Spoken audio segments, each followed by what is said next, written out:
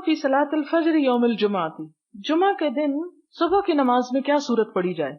हद्दसना अबू नुआइम क़ाल हद्दसना सुफयान अन सअद इब्न इब्राहीम अन Abdurrahman हुवा इब्न हुर्मुस अल अअरज अन अबी हुरैरह रदियल्लाहु अन्हु क़ाल कान नबी सल्लल्लाहु अलैहि वसल्लम यक़रउ फिल फज्र यौमिल जुमुअती अलिफ लाम मीम तंजील, कि हुजूर सल्लल्लाहु अलैहि वसल्लम जुमा के दिन फजर की नमाज में क्या पढ़ते थे। अलिफ लाम मीम सजदा तंजीलुल किताब मिनल्लाह, ये सूरत सजदा की बात है।